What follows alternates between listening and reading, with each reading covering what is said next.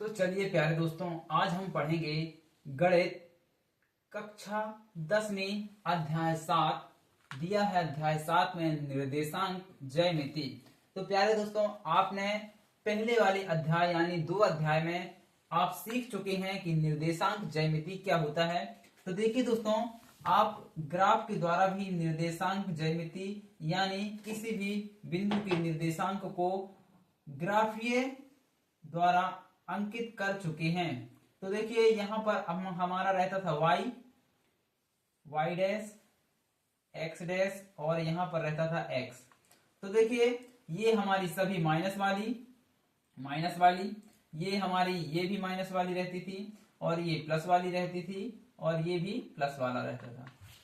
इस तरह से आप अध्ययन कर चुके हैं। और यहाँ पर मूल बिंदु के जो निर्देशांक होते थे वो होते थे 0 0।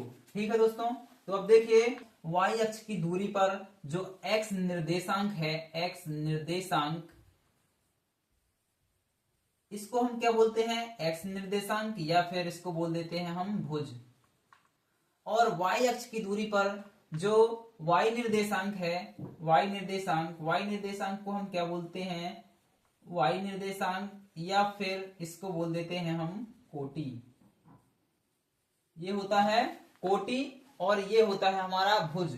ठीक है दोस्तों, तो अब देखिए x अक्ष पर स्थित किसी भी बिंदु के निर्देशांक, x अक्ष पर स्थित किसी भी बिंदु के निर्देशांक क्या होंगे? x और 0। इसी प्रकार y अक्ष पर स्थित किसी भी बिंदु के निर्देशांक क्या होंगे दोस्तों? 0 y। इस तरह से आप समझ लीजिए, पहले आप इसका अध्ययन कर चुके हैं। तो देखिए दोस्तों, अब हम अध्याय 7 निर्देशांक ज्यामिति में क्या अध्ययन करेंगे। आप देख सकते हैं कि आपने यहाँ के बिंदुओं को यहां दर्शाते थे जिस प्रकार 2 5, कुछ भी बिंदु हैं हमारे 8 8, इस तरह के बिंदु थे। लेकिन अब हम अध्याय 7 में इनके दोनों के बीच की है जो दूरी ज्ञात करना है हमको।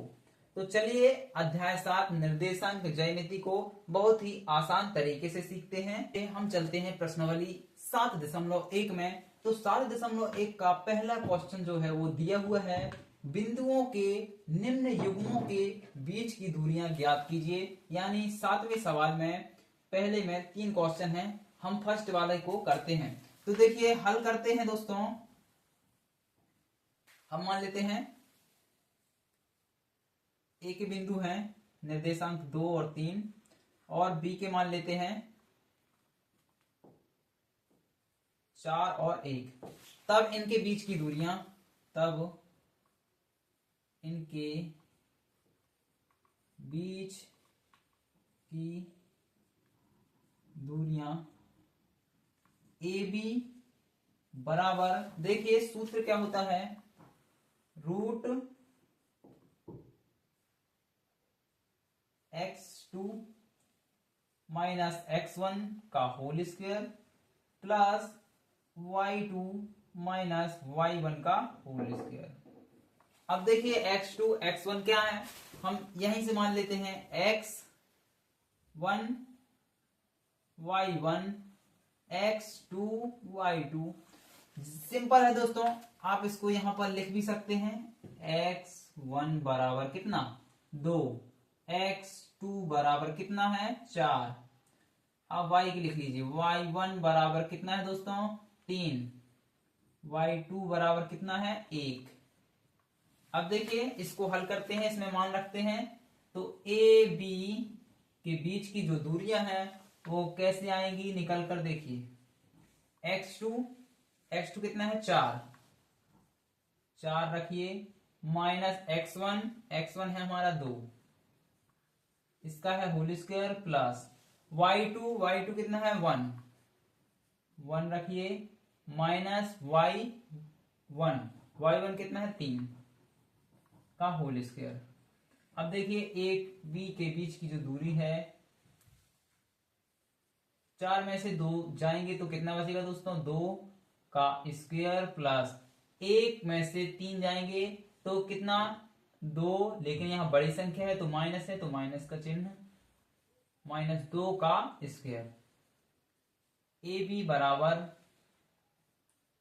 2 का वर्ग क्या होता है दोस्तों, 2 का वर्ग होता है 4 प्लस, अब देखिए -2 है और इसका वर्ग लगा हुआ है, तो यदि माइनस है और सम संख्या का वर्ग है तो माइनस हट जाएगा, यानी 2 का -2 की घात 2 का कितना आएगा, -2 गुणित -2, ऐसे लिख सकते हैं हम, 2 दूनी 4, माइनस माइनस का प्लस हो जाता है इनटू में, तो 4 आ जाएगा।